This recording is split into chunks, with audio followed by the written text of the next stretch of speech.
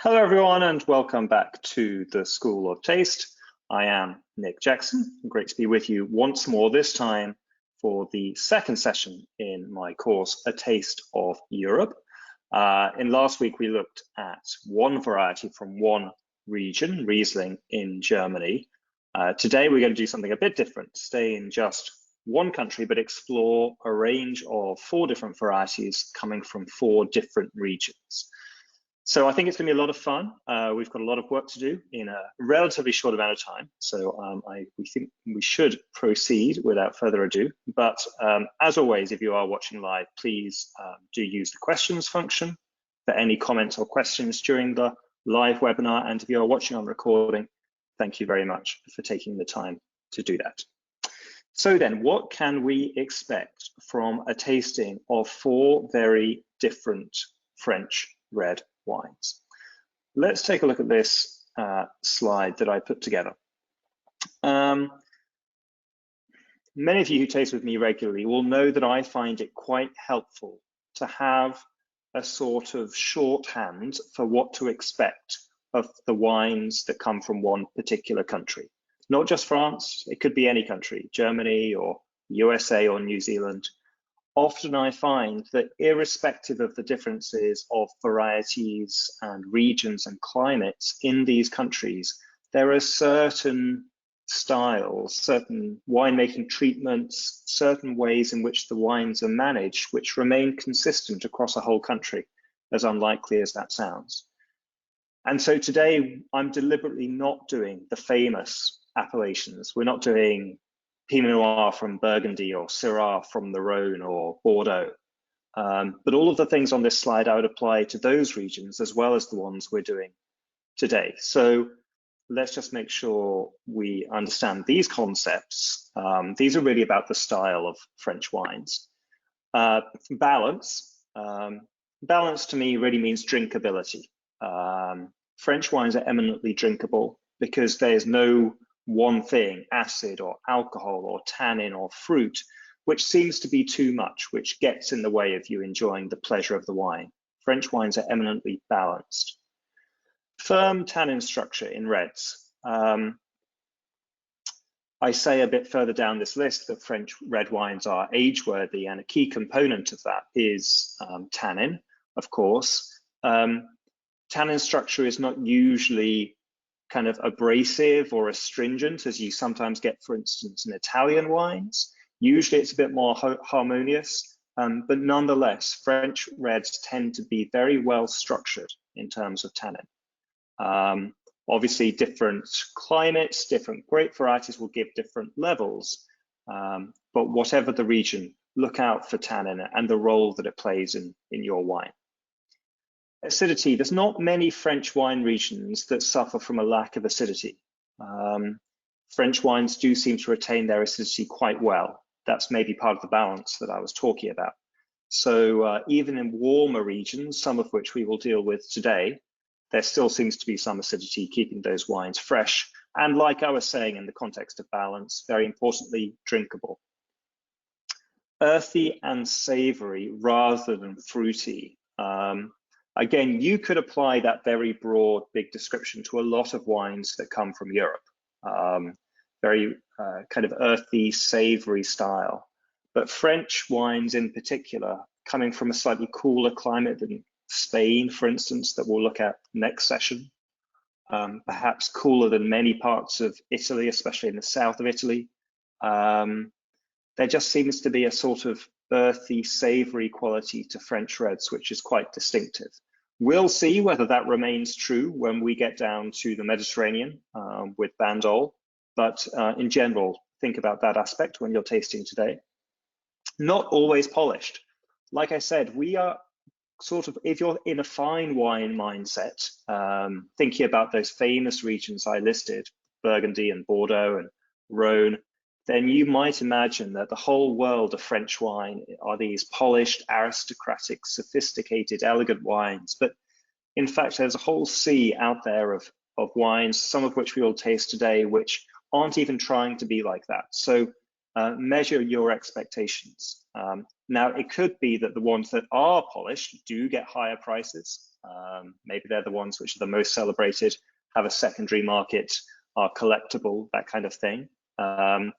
Maybe that's part of their charm to have that polish, but a lot of French reds are not, and that's what we'll see today. Age-worthy, if you think about, for instance, a €15 or $15 Bordeaux, maybe from the right bank, like just a Petit Chateau Bordeaux AC, from a good vintage, that kind of wine can easily age for 7, 8, 10, maybe 15 years. You're spending no money and you're getting a lot of aging potential. And that's just so inherent to French reds. Maybe because of balance, maybe because of tannin and acidity, all those things I've already discussed. But the aging potential of French reds, even at low price points and from less famous appellations, is usually a lot more than what we give them credit for. Restrained winemaking. Tell me today if you see obvious winemaking features in the wine, like, for instance, new oak or the use of stems to make a very spicy aroma. But in general, I think that France is a country which prefers to step away from the winemaking and prefers to let the grapes and the place speak a bit more. Now, whether they're successful in that, of course, is a winemaker by winemaker question. But I think as an overall philosophy, that's true of French reds. And then something which is very important in French reds, going back to the drinkability, the balance, the acidity, is the dry finish in French reds, which always makes you want to come back for another glass. Think about that particularly in connection with the warmer wines that we'll taste towards the end of the session, maybe the last 2 wines especially.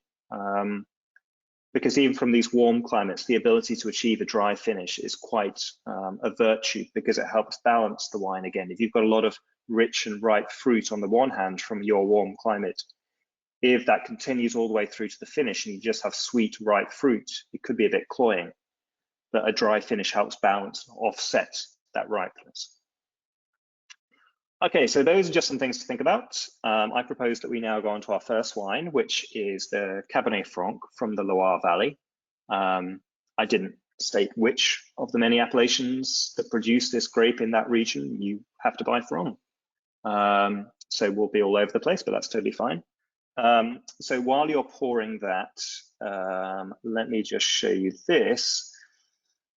A lot of what we're going to do today, I think, is going to be ultimately about geography and climate. So I thought it made sense to do what I don't normally do, is to show maps of where we are for each region.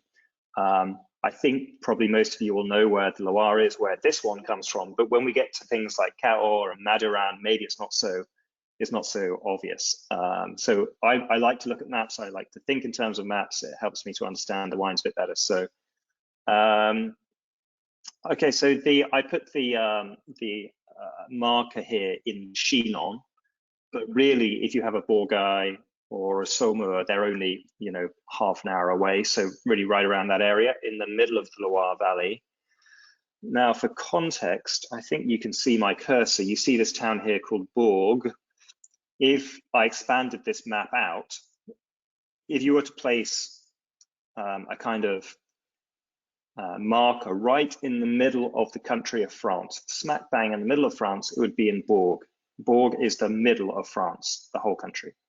Now, just for context, so you know what we're dealing with, Sancerre, the wine region, is right above Bourg. It's right around here. And even more interesting, perhaps, is if you look over to the right around Troyes, it looks like Troy, but pronounced Troyes. Over here is Auxerre, which is the town which is next to Chablis, which is about here. So I always find it interesting that if Chablis is here and Sancerre is here, in Sancerre you're much closer to Chablis and to Burgundy than you are to Muscadet, which is in apparently nominally the same region at the other end of the Loire Valley. So just an interesting geographical point. In the red wine producing region here in the middle of the Loire, you're sort of halfway between Muscadet over here and Sancerre over here. Okay, so what I want you to think about as you're smelling and tasting your Cabernet Franc is see whether you can give me an overall style note for your wine. Think about things like, is it an aromatic wine? What's the body weight? What's the acidity like? What are the tannins like? How much fruit does it have? See whether you can come up with just a couple of sentences about the style of your Cabernet Franc. And if you like, you can think about some of those things that were on the previous slide. And then I will show you some suggestions that I have of my own, but it's always good to get yours first, so I don't influence you too much. I was thinking again about this map, because if you go across again from Bourg, then I sort of cut it off. I probably should have expanded the map, but down here you're going to get to Beaune, maybe a little further south. So really, if you think in those terms, there's not many regions further north in France that are making red wines, right? So you've got Beaune, maybe a bit further south, maybe like here. So that's the heart of Burgundy. Chablis, obviously, to the north. And then up here in Reims, Champagne, of course. But usually, as we know, you're not making still Pinot Noir up there. You've got to ferment it twice to get to 12% alcohol. So think actually about how far north we are here for a red wine producing region. Okay, Michelle, Chinon, crunchy red berries, elevated, refreshing acidity, moderate chalky tannins, no new oak, moderate body. Okay, good. Maria saying aromatic, herbal, savory, fresh, light, appealing for Chinon. Yeah, I mean, both Michelle and Maria making the point about freshness, about acidity. Michelle saying medium body, Maria saying light. But I love the point from Maria about herbal and savory. I think that's right for this wine style. It's not a blockbuster wine for all the geographic regions that I just mentioned. Look how far north we are here. The climate's simply not that warm to make powerful wines. But nonetheless, it does make fresh, crisp wines with a kind of savory twist to them, which I like very much. Let's see what I came up with for Chinon.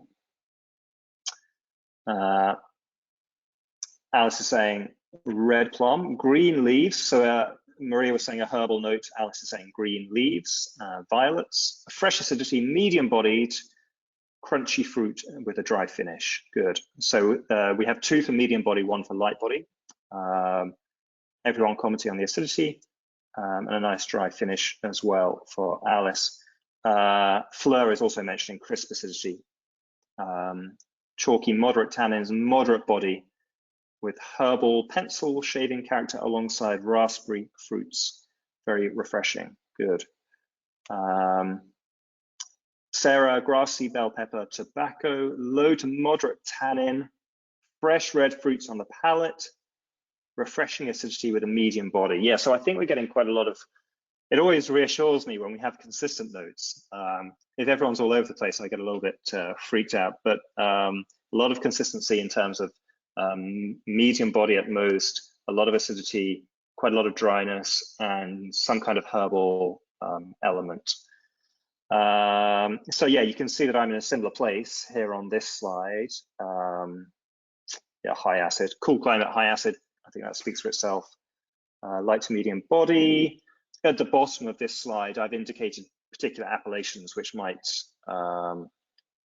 be bigger. Bourgogne might be the most powerful, more structured, more concentrated. If you have a Bourgogne from a warm vintage like 2018, you might have a bit more body than what we're talking about with Chinon, for instance. I think I've said red rather than black fruit, and I think you guys are agreeing with me. Let's see, people are saying red plum, red berries. Yeah, I think the transition from red to black is a question of ripeness. So in a cooler climate, you're more likely to see red fruit, black fruits in warmer climates, and then in very warm years or very warm regions, you might get some blue fruits. I think that's my natural sort of transition.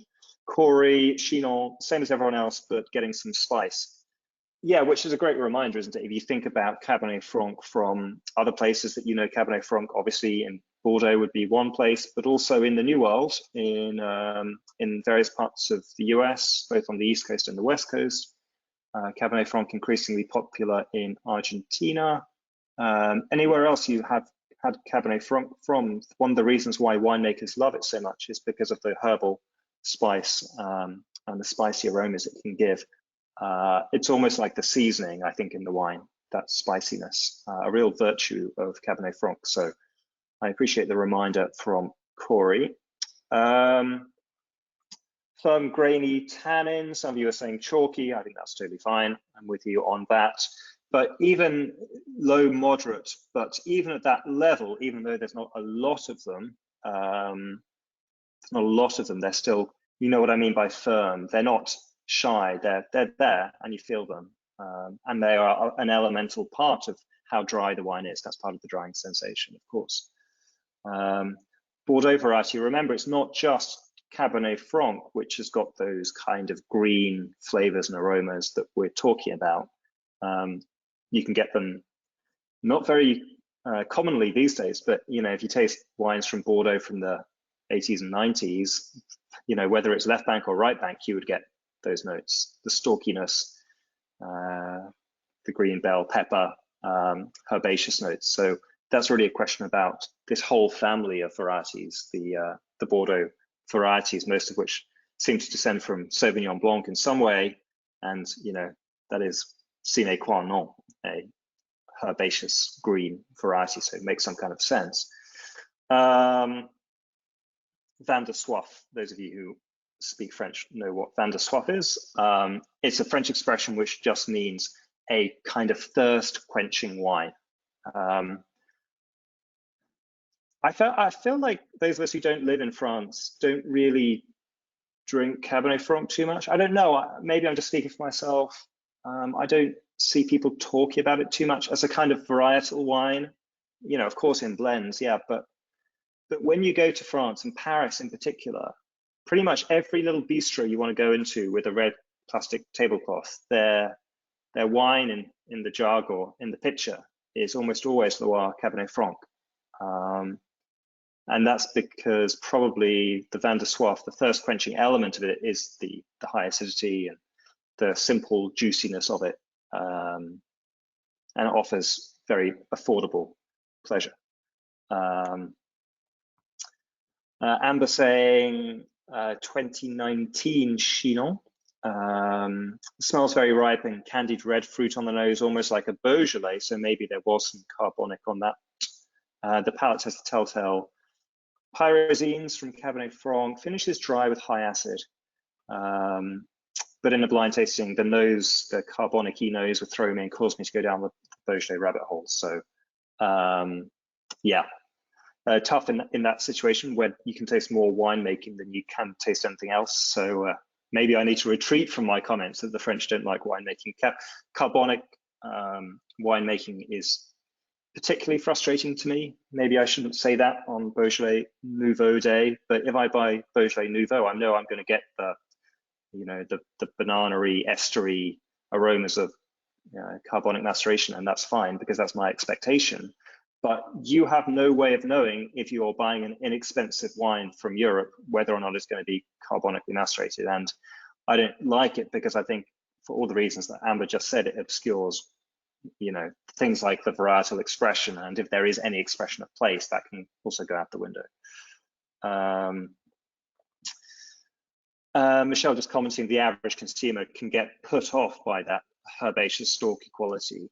And maybe going back to my comment, I know Amber, you've lived in Paris, so I don't know what you think about it, but when you go to those bistros, and not just in Paris, obviously if you're in the Loire Valley, yeah, all over the place, but I think the French palate is a palate for very dry wines, and if part of that is having a green, stalky, herbaceous note to it, then that's totally fine, and it's a familiar flavor and sensation. But a lot of these wines would be a little bit of a tough sell on the international market. I agree, Michelle. that the consumer, which is used to much more fruity, ripe wines, might have a hard time about it. Nonetheless, what I would say was, going back to this point, a winner in climate change. What I mean by that is you get more consistent, riper vintages now in the Loire Valley. So you're likely to reduce those herbal notes and to get more ripeness. So maybe that pleases a ton of consumers. I don't know what the French would feel about it, but Amber saying, you're very right. We saw tons of Chinon and Saumur by the carafe in Paris. Very inexpensive usually, but I don't know, I quite like it. I find it a kind of delicious wine. It makes me happy to smell those kind of earthy, graphitey aromas. And a bit of spice. I like Corey's note about the spice. The confusions meaning what, you could confuse the wine for. So I think because it's so obvious, I mean, if I was trying to teach someone what European wine tastes like, I would probably choose a wine like a Chinon from a less than totally ripe vintage. My one's 2017. And it's quite delicate, very savory. And it's quintessential European wine. I don't know what places, in South Africa or Argentina or Australia that make wine like that. You get Cabernet Franc, as Nupa reminds us, in Ontario, Canada, and we get it in New York and in Virginia and in parts of California. But in those places, it's a fruit wine. It's just a fruit wine. It can finish dry, but the emphasis is on fruit rather than on the more savory notes. So I think your confusions are limited to Europe and reasonably cool climate Europe. There's some super Tuscans that are made out of Cabernet Franc or with a lot of Cabernet Franc in them. But to me, the ripeness there is just in a different world. We're talking about Mediterranean ripeness as opposed to Atlantic, cool, almost mid-northern France ripeness, different world. So Bordeaux would be the closest thing, right bank Bordeaux with a bunch of Cabernet Franc in it. But you don't get those wines very often. Cabernet Franc in Bordeaux is a finicky grape to grow and cultivate consistently. So usually it's 20% of a blend with 80% Merlot. But when Cabernet Franc is really good in Bordeaux, that's when the glorious spiciness of it emerges so readily and beautifully. It's got such a starring role. If anyone's ever been lucky enough to taste Cheval Blanc, Chateau Lafleur in Pomerol, and Chateau Vieux, Chateau Certain in Pomerol has got some of the best Cabernet Franc anywhere, I think. All incredibly expensive wines, so I apologize for mentioning them. But if you ever get the chance to taste those wines, you will have a masterclass in the potential of Cabernet Franc in Europe. So yes, it is a confusion, I think, but I do think in Bordeaux you've got an additional layer of ripeness in all but the very coolest and honestly worst vintages like 2013. Okay, Corey, just asking a final question, which I think is a great note to end on before we go on to the next wine. Corey asking an interesting philosophical question. The wine is very good, but does it ever have the complexity to be outstanding?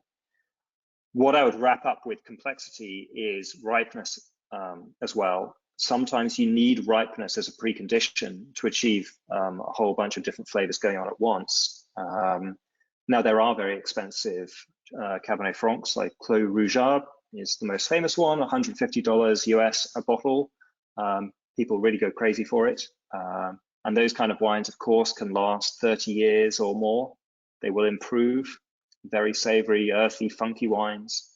But if you like the style, then people really love those wines. And some adherents to that style would certainly argue that it could be outstanding.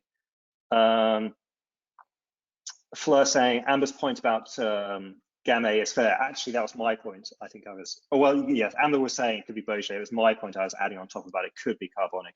But Fleur is making the point, I've seen it confused with Cabernet Franc quite a number of times in blind tasting. Maybe Cru Beaujolais, not Nouveau. So I would think that, again, you're a lot further south in Beaujolais. And remember, Gamay is a soft variety all the way around, soft and generous, sweet tasting fruit, lower acidity, and just ripe and sweeter and a bit more come hither. I think that Cabernet Franc from the Loire can be a bit standoffish, a bit sullen and sulky sometimes. But, you know, some people like those kind of people, so go figure. And Tufi putting an interesting one out there. I said we're going to move on. We will move on, but this one's interesting. How do you compare Saumur, basic Saumur, against Valpolicella, against Chianti, basic Chianti? Interesting. I would certainly look out for the tannins in Chianti, the sandy tannins. And then I think you're just looking for an additional ripeness, which expresses itself not by body weight, because as you know, basic Chianti can be a light wine, which I think is what you're thinking of, but in terms of the Italian virtues, you know, the sour cherry quality, the combination of even in that fruit, which seems a bit riper than what we have here, paired with a very, very high acidity, even to the point sometimes of having some VA, that kind of thing. The weird Italian assemblage between high acidity and grainy tannins, that's the kind of thing I would look out for. Valpolicella just doesn't have much tannin really, and a bit sweeter and riper and softer all round. I think I include Valpolicella in another session we're doing, but yeah, right, more definitely Valpolicella is riper. I would say Chianti is closer, but Chianti is still riper. I think that's what you've ultimately got to go on. Okay, so we move on to our second wine, and as you know me by now, I do like to do things in some kind of order of ripeness. I think it's easier to taste that way, to go from least ripe to riper. So we're going to go further south in France with our second wine, in Cahors map. Let's take a look at Cahors. I think there's a lot to be learned by looking at these maps, but I am a map geek. So Bordeaux over here. So we're already in southwest France, very obviously. Bergerac, you have to be a bit of a French wine geek to know about Bergerac. Bergerac is a very similar style of wine to Bordeaux, to right bank Bordeaux, especially made with a lot of Merlot. The same grape varieties as Bordeaux, perhaps just lacking some of the polish of good Bordeaux, but still Bergerac can be a well-priced, attractive wine. And then from Bergerac, you just go a little bit to the south and east to get to Cahors. You can see, though, that we're sort of now getting halfway to the Mediterranean at Montpellier. So it's going to be a slightly different climate. But if you consider, for the sake of argument, that Bordeaux and Bergerac are on some kind of consistent wine style, then I think what I would argue is that we are closer to that style, the Bordeaux Southwest France style, coming across here in a line, than we are to the Languedoc style down here. So let's think about that as we're tasting. So I hope you managed to find a Cahors, but let's do the same thing that we just did with the Cab Franc. Tell me about your wine. What are the outstanding features about it? What's most noteworthy, surprising, unexpected? Is my comparison I just made with Bordeaux appropriate, relevant, or are we in a totally different world of climate, of wine style?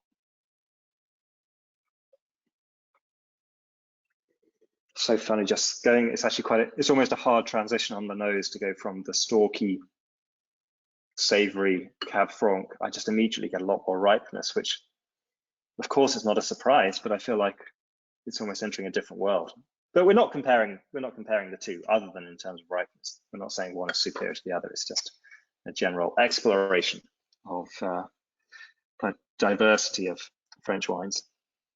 I've never been to Cahors, I must admit. I've never been to any of these wines we're looking at today, unfortunately. My work, because I always worked in fine wine, always took me to the famous, regions of Bordeaux and Burgundy and Champagne. So all these places are on my list. I guess the issue with a place like Cahors is that it's not really on the way to anywhere, is it? You sort of have to make a bit of a mission of going there. I had some friends that did a trip. They did a few days in Bordeaux, and then they were going to drive to the Northern Rhone. You can sort of see the Northern Rhone here. Valence is really the Northern Rhone, right around here. And they did a drive from Bordeaux to the Northern Rhone via Cahors. I never got the report. I'll have to ask how they enjoyed it.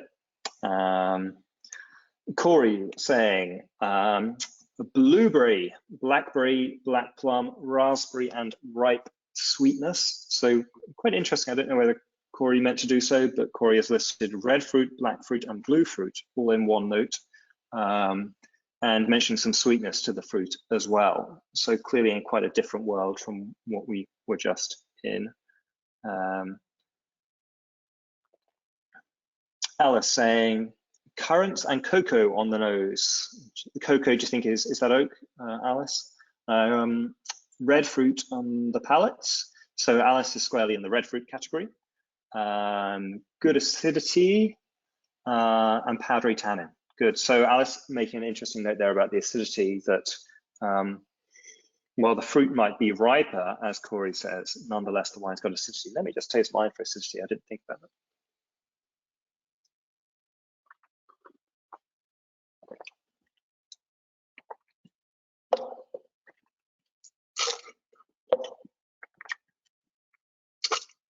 Yes, very good acidity. Very, very good acidity in mine, which might be an argument in favor of having a Bordeaux sort of model in your head when you're tasting this wine. You know, because Bordeaux really usually manages to retain its acidity pretty well. And here I also do get that. Michelle's saying, firm, grainy, persistent tannins, riper fruit, blue and black, but earthier, dried earth. Elevated acidity, surprising given the ripeness. Yeah, exactly what I was just thinking. Good, so dark fruits, but good acidity. Fleur, plump and generous plum fruits. Tobacco leaves. Yeah, tobacco is always a great note, isn't it, for this variety. Bright acidity. Tannins are moderate but soft. Okay, good. Toothy. Deep color. Yeah, great to point out the color. Again, from this variety, you'd expect good color. Moderately ripe, dark fruit. Plum, another plum note. Savory, dry, lockjaw tannins. Toothy's using my language about feeling the tannins right on the hinge of your jaw. A bit unripe, medium body and alcohol. Medium length with the drying savory finish. Good. Nupa, ripe black fruit, prune, savory and spicy. Yeah, with ripe, firm and sandy tannins. Yeah, so I mean, a lot of these notes indicate to me that there's quite a lot going on in your wines. You've got an assortment of different fruits, qualities, red and black, and maybe even more than that, along with some kind of spice or earth notes. I love those descriptions because, again, remember what I said about the essentially kind of savory quality of French reds, that we can talk about ripe fruit all we want, but look at all these descriptions you're giving about things that offset the ripeness of the fruit. Spice, earth, those kind of things. Tobacco, someone said. Amiel saying 20% Merlot, but I still get the red currants and red cherries, probably coming from the Merlot. A long way away from Argentinian Malbec. Chalky, fine tannins on the gums. Good. Ripe blue fruit and flowers for amber. Blue fruits, an interesting note. Blueberries, plums, violets. The earthiness and the dry finish are what take me away from Argentina.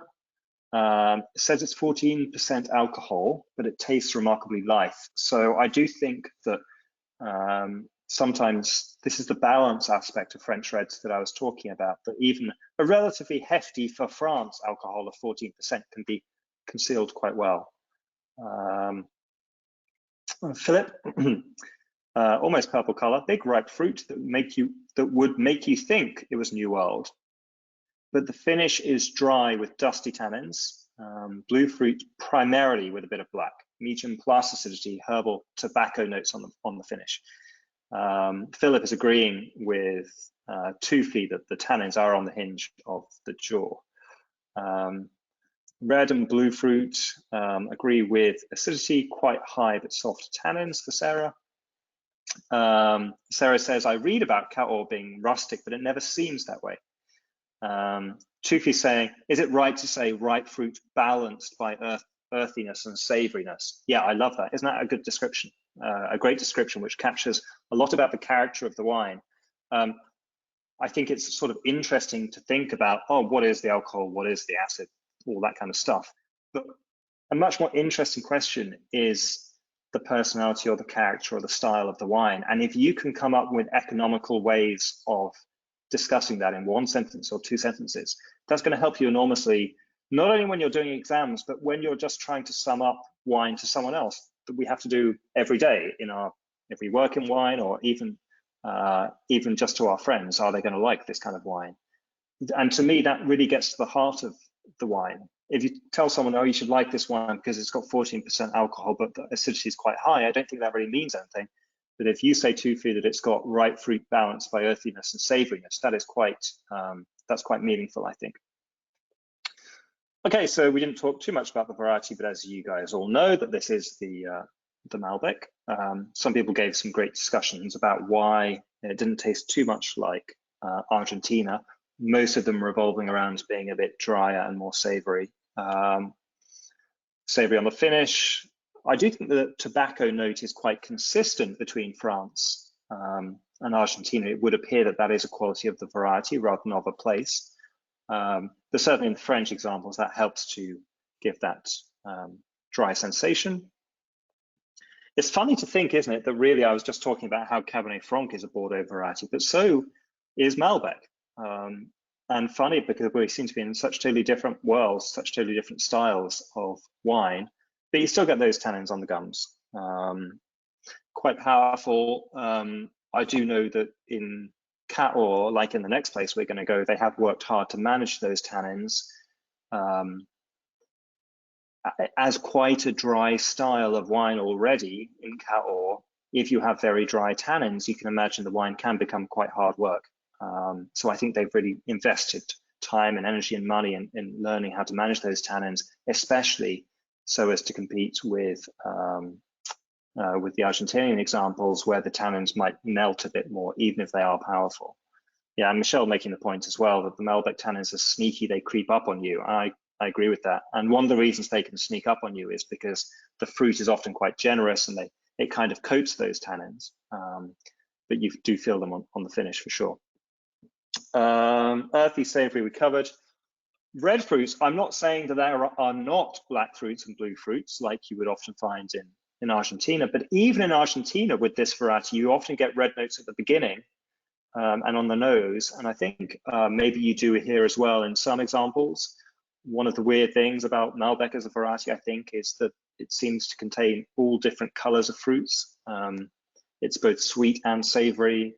It's both aromatic and dry. Like I've said before, I think this is one of the reasons why Malbec has conquered the world, because it's got something for everyone. So the red fruits I put in there because they're a little unexpected, given the overall size of the wine, 14% alcohol, big tannins, full body, and then you get red fruits. You'd expect only black fruits or blue fruits. So just kind of interesting. Age-worthy, again, this is exactly the kind of wine that I'm talking about, where you can spend $15 or $20, maybe $20, 20 euros for Cahors, and then forget about it in your cellar for 15 years and it'll be fantastic. And that's the miracle about these wines. A very age-worthy style, even at humble price points. Rustic question mark. So Sarah already made the comment for me perfectly, which is that we always read that this is a rustic wine. That's what people always say. Rustic, a country, literally rustica from the country. It's a country wine of France, and their country wines, a kind of patronizing name, the country wines of France. People talk about the kind of wines that we're tasting today, i.e. not Burgundy, Bordeaux, Rhone. The country wines of France are rustic because they're a bit wild, perhaps they're a bit untamed, a bit sauvage, as the French would say. And one aspect of that is the slightly aggressive, maybe grainy, grippy, powerful tannins, which perhaps you're not expecting a wine of only moderate price. But I also put the question out there. What do you guys do? Would you think that this is a rustic wine? Is being a rustic wine a bad thing necessarily? Or do you think this is actually quite pleasant and it is unfair to criticize the wine for being what it is? So I'm not coming down either side on that debate. I would be a little hesitant to use the word rustic in my studies and in an exam context because I do think it's pejorative. Maybe that's not the way you want to go. But yeah, Cahors to me is such a quintessential French red, for all the reasons we just listed. The confusion's Argentina, we just talked about. Bordeaux. So what is, so along my line of longitude between Bordeaux and Cahors, or latitude between Bordeaux and Cahors, what's the continuities? I think what I said at the top about the Bordeaux varieties in terms of the tannins, sure. The savoriness, the dryness, the ageability, all those things, those I think are Bordeaux things. But I think there's a degree of extra plushness and richness of the fruit that you do get in Bordeaux from better situated estates. But if you have a little AC Bordeaux, maybe the wines can sometimes be a bit thin, even with quite a powerful tannin structure. Here, I think there's a bit of additional ripeness, so I think that's where it might be a bit different. Michelle saying it was a rustic wine because it's a poor region. Remember what I was saying about how it's on the road to nowhere, and they don't have the dollars to spend on winemaking or improvements in the vineyard. And it's the same in Madiran. Yeah, I can see that totally. Hard to put a place on the map where they don't have, you know, huge exports, and especially in this place when you've got this, you know, this giant on the other side of the world competing with your style with the same variety, which is much better known. Things are changing slowly, Michelle says, and I'm sure they are. And then we'll see whether we do find a confusion with Madiran, because that's what we should move on to now. So please, any final comments on Cahors? Otherwise, please pour your Madiran. I hope you managed to find one. You know, we're talking about the difficulties of having these wines exported. I did choose these wines because I think they are, I think they're important wines of France, actually. I think they're important red wines for all the reasons I've been talking about, that they're age-worthy and interesting, good quality, great varieties. But that doesn't always translate into them being very well exported and distributed. So it is a challenge sometimes to find them. Sarah saying, embarrassingly, although I don't think it's embarrassing, I have confused Malbec for Ribera del Duero before. I think it's the acidity and the aromatics. Yeah, absolutely. I don't think there's any, I don't think that's a bad confusion at all. Maybe Malbec perhaps more from Argentina, is that what you're thinking? I think the sweet plushness, ripeness of Ribera, even within its powerful, structured, intensely concentrated frame, is a bit more reminiscent of Argentina than Cahors, which to me is a bit more savory and somehow a bit more relaxed all the way through. I find Ribera such a intense wine, focused wine. But I think we are going to talk about that one next week, so we'll see for ourselves then. But the acidity and the aromatics, yep, totally. Almost unexpected acidity for the size of the body, I think maybe in both.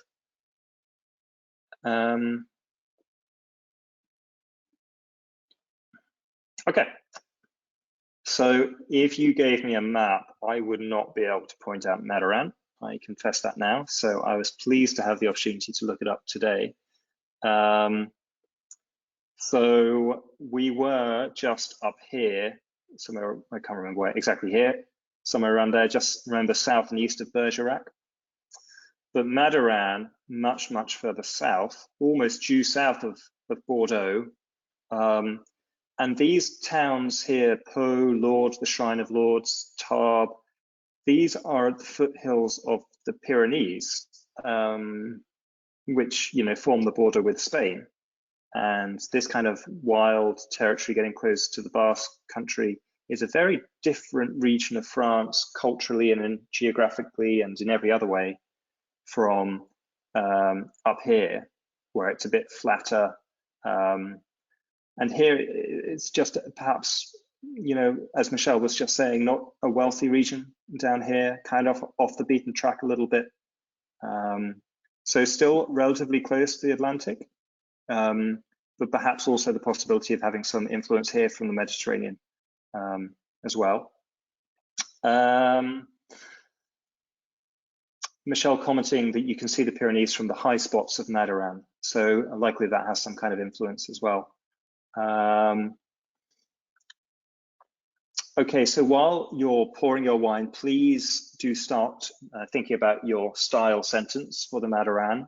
And you may wish to go back and compare it and talk about the comparison with the previous wine, with the Cahors, or just take it by itself. That's totally fine.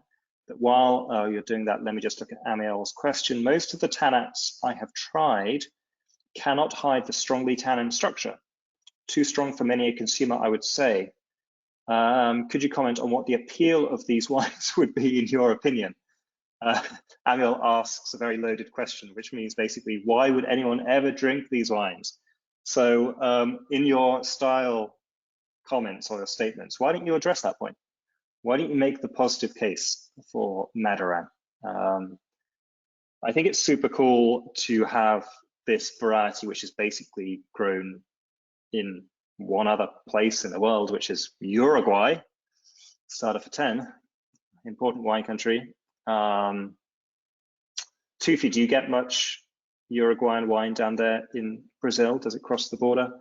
I just think it's cool that in this one village, this one town, you get this sea of this variety, which you basically see nowhere else, that it's just found its home here. It sort of gets to the heart of what European wine is all about, right? This combination of place and variety. So Corey is having a hard time with the tannins, saying very astringent. Tufi saying, Tufi has got a 2004 example. So an aged example, deep inky with a deposit, a bit restrained, very ripe black fruit, leather, earth, toast, spice, dense, full body, 14.5% alcohol, huge tannins felt on the gums, very long length, complex, layered finish, outstanding. So I guess there's your rebuttal, Amiel, the complexity of the wine. Now, having said that, Tufi does make a point of saying that this wine, which is 16 years old, has got, as he calls it, huge tannins. So your point about the tannins is well taken, and Corey likewise saying very astringent tannins. But ultimately, Tufi thinks that the complexity of the wine with age wins out. Michelle is saying that when you have the wine with the food of the local area, like cassoulet, then it works well, which I can imagine.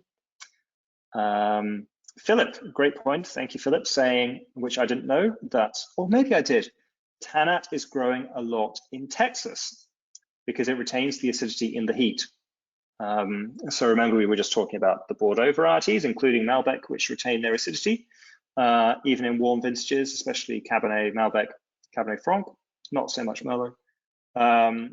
That's a virtue of those varieties, the ability to retain acidity. And Philip making the great point that this is also true of Tannat, the variety of Madiran in Texas, hot climate in Texas, maybe around the Texas Hill Country, around Austin, perhaps, Philip.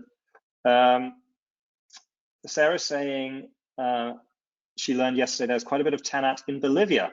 So there we go, you learn something every day. So far in the session, we've covered Texas, Uruguay, and Bolivia. So keep them coming, guys. I love it. Alice, very savory all round, powerful tannins on the gums, full body, high alcohol, some dark fruit, but driven by meaty, earthy, herbal notes. So again, think about the ripeness. Is this wine more ripe or less ripe than the Cahors? I think in my own example, I'm going to go with more ripe, but in terms of it being sweet or savory, I think it's, as Alice says, still very, very savory, really. And again, remember what I was talking about, the balance about having the savory quality to the wine over against the sweet or the ripe fruit is such a virtue of French wines. I hope that this is a good example of that. Michelle saying, mine is much more modern with more red fruit and better integrated tannins, although they are still huge. Fleur, true to form, powerful, chunky tannins, dense, dark black fruits, licorice, leather, dark chocolate. Wow, a lot going on there, huh? Decent acidity again, very dry on the finish. I suppose the tannins are part of that as well. Indeed, the food of the area works. Oh, Tufi, thank you. There's a lot of Tannat in Brazil too, and they are similar to their Uruguayan counterparts. Love that. I'll have to see whether any is imported to this country. Philip, clarifying where in Texas the tannat is, it's mostly in the high plains in northwest Texas by Lubbock. When we're in the Texas Panhandle, which is a pretty desolate place for anyone who's ever been there. I went there once, a lot of miles of not very much, but there is tannat, so good. Sarah's saying that this wine is more ripe than Cahors, but also more savory. So interesting, you'd think it would go the other way around, that it would get riper or sweeter tasting all the way through, but Sarah making the point that you can combine more ripeness and more fruit with more savory character. Amber, dark, spicy, savory, definitely riper than Cahors, not yet tertiary tobacco and leather, but some of those notes are on the finish. But my God, the tannins, they just take over your mouth, right? Okay, so let's see what I came up with. I think we covered a lot of this already. Color, yeah, good color, a bit like the Malbec. Black fruit, we were talking a little bit about, you know, red fruit in some of the Malbec, the Cahors, almost unexpectedly, but here we're back certainly in the world of black fruit. Tannins, my discussion of them. I don't think I can't remember. I might not have put tannat in the book, and I think someone wrote to me and complained that I didn't put tannat in the book. A Uruguayan, I think. So then I had to do a study of it, and I came up with this idea that the tannins almost drip off the tongue, off the gums, excuse me, you feel them on the gums, but they're sort of trying to drip down to the rest of the palate, but somehow they never quite get there, a bit like stalactites or something, just hanging down there.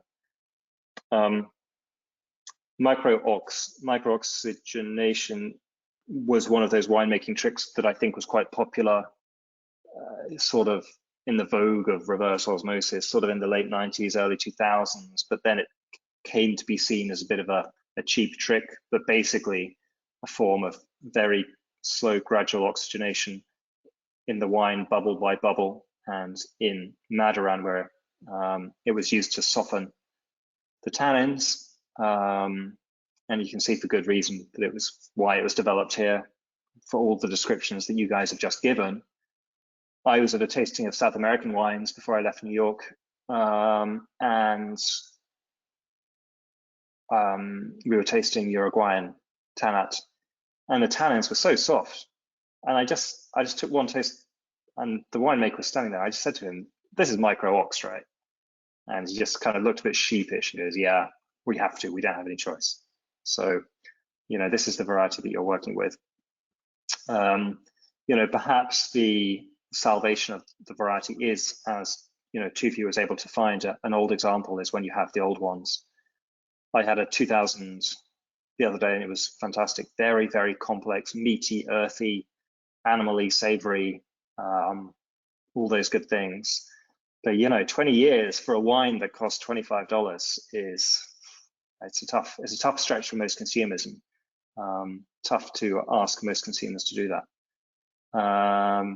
What's the difference other than the micro oxygenation between Madiran and Uruguay? Well, I think they do micro ox in Madiran as well, but Michelle asking, I think just as you would expect from the South America versus France context, just a bit more emphasis on the fruit in Uruguay. I don't know whether you agree, Tufi, you probably taste more of those wines than I have.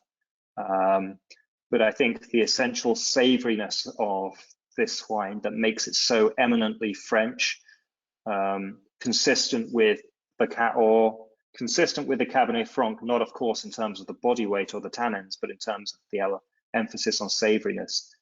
I don't think you get so much of that in Uruguay. And Tupi making the point that entry-level tannats in Uruguay are by no means that tannic. So whether that's, you know, winemaking or whether there's just a different kind of climate that allows the skins to get a bit riper. Anne asking, does anyone use whole cluster to lessen the tannins as is done with Carignan? I haven't heard about that with Carignan, I must admit. You know, I would be very wary about doing a whole cluster with a variety like this, because I would be afraid of leaching out additional tannins from the stalks and the stems. It wouldn't seem to me to be a thing you might want to do. I mean, maybe you want to push up the pH. That's a side effect of whole cluster. make the wine slightly softer, but I'm not sure. I'd be pretty cautious about doing that. I'd be very surprised if that were true. And I think you already have all the spicy and savory elements that you want, so you wouldn't do it for aromatic purposes. Okay, very good. So that leaves us with one more wine to taste. Maybe, again, a bit of a tricky one perhaps for you to find, certainly maybe a more expensive one. So a bit more of an outlay here, but Bandol, let's go to Bandol now. Again, a very different location. So as you're pouring your Bandol, if you have one, then please, again, write me your note. Think about what the differences are, whether it's appropriate or not to compare the Bandol with the previous wines we've tasted. What are the similarities and differences? So, you know, clearly, geographically, we're in a very different realm here. This is a pure Mediterranean wine. I was looking it up in the Oxford Companion. The Oxford Companion calls it, Jancis calls it a Mediterranean wine, and you can see why. We are, you know, perched here on these slopes right above the Mediterranean, very expensive area. You know, one of the issues in this part is that it's hard to justify for people who own vineyards here to keep on working those vines to make wine rather than selling them to developers, because everyone wants to, you know, build apartments and luxury homes in this part of the French Riviera. So quite a small appellation, but clearly a sunny, warm climate. Here you can see, just for comparison's sake, Avignon. So just, where are we? Just north of Avignon, Châteauneuf-du-Pape, right around where it says A9, Châteauneuf-du-Pape, and the rest of the villages in the southern Rhône around here. And the Bouches du Rhône a bit further south around here. Anyone who's ever had Trevelon, Domaine Trevelon, excellent 50-50 Syrah Cabernet wine, expensive, very, very good. That's from down here, the Bouches du Rhône. And then you can see we're actually going quite a bit further south, and then you're going to get the Mediterranean influence here as well, which may be good for the preservation of acidity, but pretty much as far south as you can go in France here. Okay, so Bandol. Bandol, I think, you know, if I hear someone say the word Bandol, then I'm often honestly thinking about rosé, not red. There's a few famous producers of rosé down here. Maybe the most celebrated is Domaine Tempier. Expensive rosés, $40 US, 45. When I was selling them, I always used to tell the clients, you know, to buy 12 bottles and to put 6 of the current vintage away for a year and come back to them, because these wines, the rosé wines, are made out of the same variety, the Mourvèdre, and so even at rosé level, they're structured. These are the most powerful structured rosés that I know for sure. Very dry, very structured, and so they do actually develop increasing complexity for a rosé with an extra year's bottle age. And in fact, I didn't say this to the consumer because it would be a bit of a sort of, I don't know, a pompous thing to say, but really, I mean, not just 1 year, 3, 4, 5 years after the vintage, top quality rosés like Tempier can be fantastic. That's how powerful they are.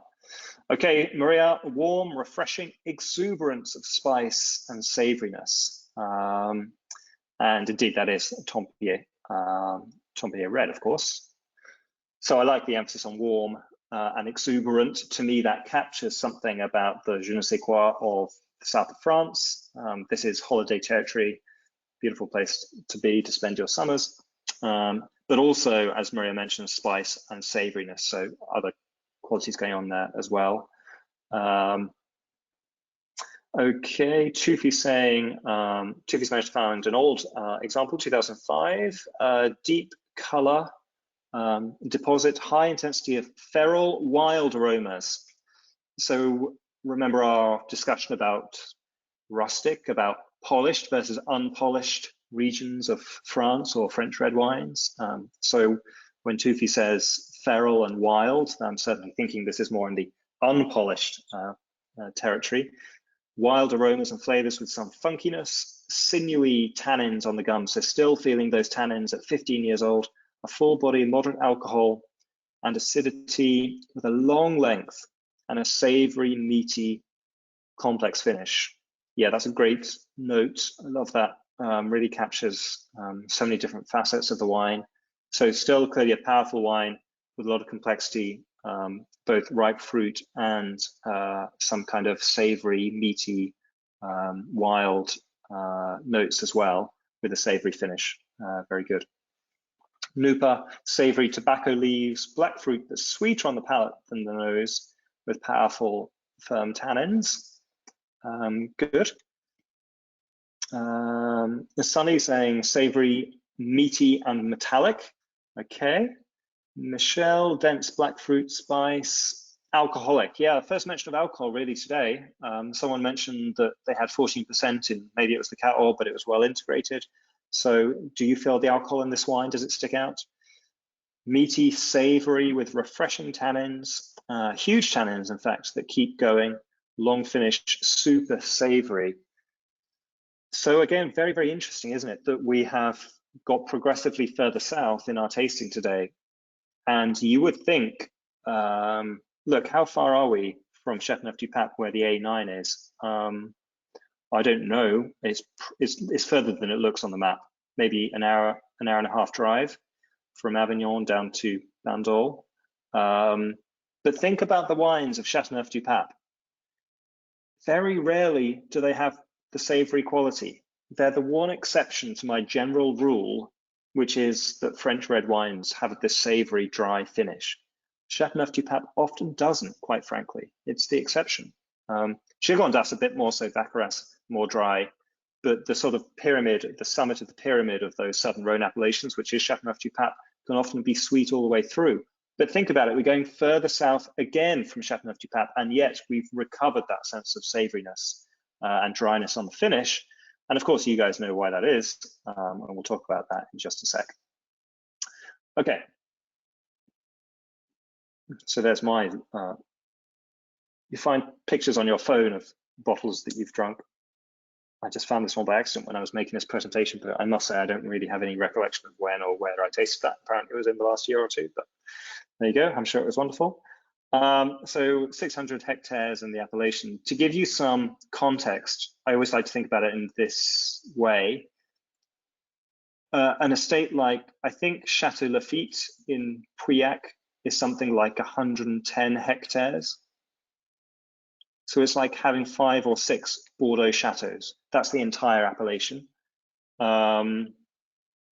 But remember what we say, if you go down to the third bullet point, that there's an emphasis on rosé, and they also make white as well. So when you think about all the grapes that get sidelined for rosé or white, then really out of those 600 hectares, you don't have that much red to make and to produce. So no wonder it's expensive and somewhat rare. Okay, Mourvèdre, it's got to be 50% of the blend. And of course, that is where the savoriness is coming from.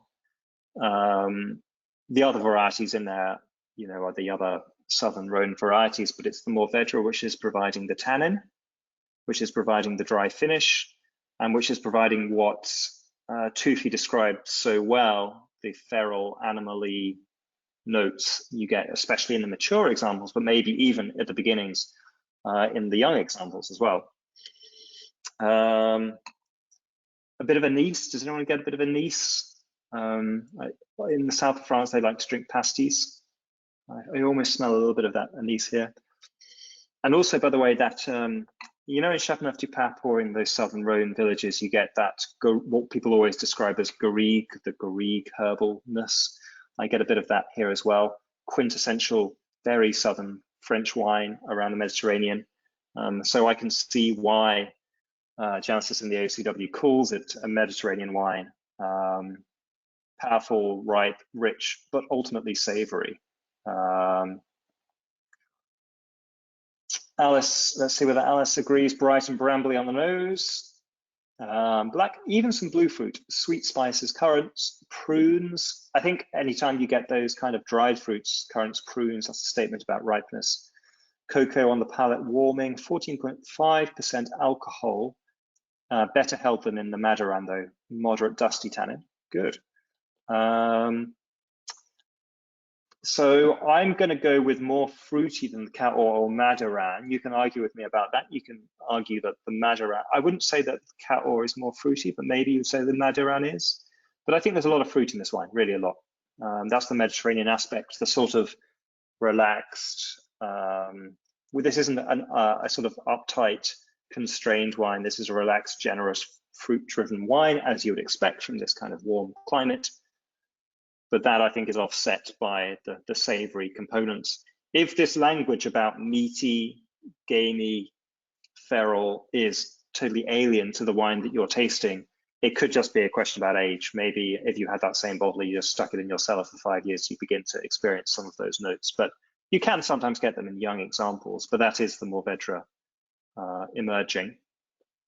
The dry finish again. Is there any confusion, would you say, between the Cahors, Madiran, and Bandol? Could you confuse Bandol with any of those ones? Tufi asking Bandol versus one of the Mourvèdre appellations from Spain, from Jumilla or Yecla.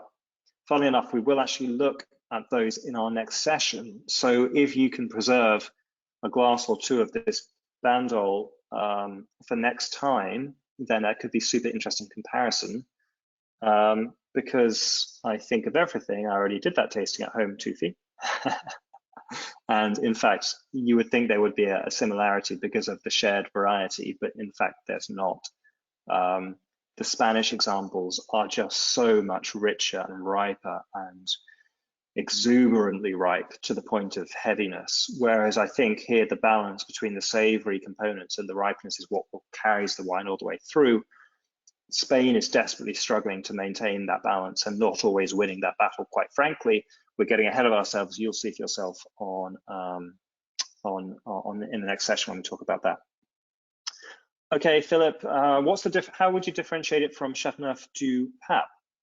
So I think if you accept the premise, which isn't always true, but is generally true, that Chateauneuf du Pape is built on Grenache, then in the beginning, you've got a much sweeter tasting wine. I'm always looking for that kirsch note in Chateauneuf du Pape, very sweet, almost syrupy, red fruits. Here, you're automatically, I think, in the world of darker fruits, more savory, earthy, gamey. That's what I'm thinking about, I think, here. Yes, you do, of course, get some Grenache in Bandol, but I think the fruit that it supplies in the mid palate is offset by the firm tannin structure, which Chateauneuf du Pape doesn't usually have, from the Grenache at least, and the dry finish, which, as I mentioned before, I think Chateauneuf du Pape lacks. How would you answer a question about the aging potential of a wine like this? Well, you know, someone's got a particularly old one, and look at my picture of 1997. I would have remembered if that was bad, and I don't, so I'm sure it was good. No, I've had these wines many times from the 90s, 94s, weird vintages you never see, like 93s and stuff like that. You can buy these wines and mix lots at auctions and things like that, and they're a great deal. These wines last forever, really forever. Mourvèdre, very powerful variety. Great wine to buy if you see a weird old one on a wine list. Just a great terroir and a powerful grape variety combining to make very long-lived wines.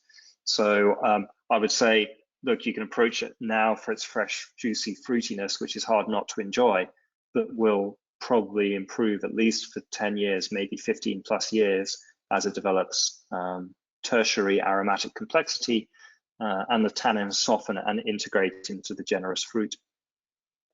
Chateauneuf du Pape, I think, would be similar. It would depend exactly what blend you would have. If you would have more Grenache, then it might not be quite so long-lived as if it would have more Syrah or more Mourvèdre. Those more savory and more powerfully structured varieties might help the wine age a bit longer. but very similar aging capacity, I think, for Bandol and Chateauneuf du Pape, actually. Yeah, good question. Okay, so let's just do a little bit of summing up here. And do think, while I'm doing this summing up, whether you can think of anything else that you might confuse Bandol with. If you want to ask about Languedoc, then we can talk about that. I think the thing perhaps that separates Bandol from any of those other confusions, Southern Rhone villages or Languedoc, Roussillon, is the emphasis on Mourvèdre. There's just not many places where Mourvèdre is the focal point. Bizarrely, by coincidence, we will do another one of those next week in Spain. But like I was saying, it's a very ripe style in Spain, and I don't think very easily confused just because of different degrees of ripeness. But I think the sort of earthy, gamey animal quality of Bandol is quite a unique style. You know, there are some Chateauneuf du Pape properties which do have a lot of Mourvèdre in them, of which the most famous is certainly Beaucastel. But even then, it's only like, I'm making this up, but I think it's like 35%, 40%. Still a ton of Grenache in there. So in that, you could sort of confuse something like a Mourvèdre heavy Chateauneuf du Pape. But in those situations, I always think that you've got to play the numbers a little bit. If it tastes like Mourvèdre, and it's obviously from the south of France rather than from Spain or anywhere else, excuse me, then why wouldn't you go to the Mourvèdre appellation, which is Bandol, rather than saying it could be a weird Chateauneuf du Pape or an unusual Chateauneuf du Pape? You know, just play the numbers. What's more likely? Bandol is in this session today because it is really one of France's great red wines. Just because it's rare, very small production, doesn't stop it being a really important red wine in France because of the unusual variety, the great location, the complexity, and the long aging potential. Could you suggest a Chateauneuf du Pape with high Syrah or Mourvèdre content? So Mourvèdre, I just answered about, look for Beaucastel. Syrah, Rayas makes an all Syrah wine, Foncelet Syrah, but it's expensive. But if you've got that kind of money, then it is a great wine. But all Syrah in Chateauneuf du Pape is unusual. I can't think of another one. Foncelet Syrah, though, great wine. Catherine is asking an interesting question. How would you distinguish between Uruguayan Tannat and Argentinian Malbec? I think it's tough when they do the micro-ox on the Uruguayan Tannat because the tannins are underplayed for what they really are. I almost think that in a warm climate like Uruguay, those tannins might get even more exaggerated like they are in Argentina. I think, you know, the fruit is more powerful in Argentina, but the tannins, certainly, they might be riper, but they're no less strong. And I think in Uruguay, they're no less strong either, but I think they're just getting concealed by the winemaking, trying to soften them a little bit. But certainly, I think it's a bit of a hard question. Tufi, you're probably the person to ask about this. What I would say is that I haven't tasted enough Uruguayan Tannat to know, but the ones I have tasted haven't really gone to town about the whole savory side of the grape. They're more about the dark fruit. Whereas I think you always get the savory side of Malbec, even in Argentina, the dry finish, the tobacco on the finish. So I would, if you've got a wine which is both ripe and sweet at the beginning and dry on the finish, I always think it's likely to be Argentinian Malbec. But maybe, I don't know, I'm just speculating, but I think Uruguayan Tannat might be a bit more on the fruit all the way through the wine. But I think it's a pretty tough one to ask. It did actually appear on the MW exam a couple of years ago, that question. But I think the way that they posed the question on the MW exam meant that you were sort of backed into a corner and that you really were likely to end up within Uruguayan Tannat just by the way the question was phrased. So don't lose sleep over that one. Just know that those two styles are out there, and know, as you have learned from today's session, the characteristics of the varieties, and that's as much as you can do. Amil just commenting, the Malbecs I have tried have, for me, the feature you mentioned in the book, which is that it's difficult to unstick the tongue from the palate and the tannins are felt on the hinges. Yeah, so you can also think about the location of the tannins. I think, Catherine, that the Uruguayan tannat, being tannat, the tannins are felt very squarely on the gums. And yes, Malbec is as well, but always look to see whether Malbec's on the hinge of the jaw. If it's really definitely not there, then you might want to think about alternative varieties. Okay, so I think we've covered most of these final points already today. Quintessentially French, this is just a lesson in what French wine is like, ripe but savory, retaining its acidity quite well, and with that capacity for aging, which is so impressive. Even the light wines like Cabernet Franc can age very, very well. You know, those producers like Olga Raffo and those other ones, you know, their current release is 1989 or something ridiculous. You know, they just go on and on. Very typical French quality. I would draw a contrast, and this isn't a criticism. Actually, you guys know how much I love Italian wine. But for instance, if you have village level simple Chianti Normale, you know, it's really 10 years. You're pretty much done at 10 years, apart from the best producers. It's going to be on the downslope after that. It doesn't just hold indefinitely. A lot of these wines will just hold. They'll just keep on going. They'll plateau for a long time. So I think that's a real virtue of them. And yeah, these are not the aristocratic wines of the famous regions, the most famous regions in France. But for me, at least, they give a lot of pleasure. And I think what I love about them most, and what I'm reminded about when I look at the map, see where these are all located, is that it's a study in geography. And a study in geography is great for me because it takes me back in my mind to France and to think about being in France. And I can almost visualize the Mediterranean or the Loire Valley, and just, you know, tough to be there, tough to travel right now, of course, but we will be back in our travels to our wine regions soon enough. So I love to think about that. So one important reminder, if you are watching live, which is, remember that for the next 2 sessions, we are changing date and time. We're going from a Thursday to a Monday, same time, but on Mondays. The last 2 sessions will be on Mondays, starting very soon, actually, just in a few days, this coming Monday. So I will see you very soon on Monday, if you can watch live then. And because it's only 3 or 4 days away, then see whether you can preserve a little bit of your Bandol to compare with the Spanish Monastrell. That would be a super interesting thing to do. Otherwise, I will look forward to tasting some Spanish wines with you there. Thank you, everyone. See you soon.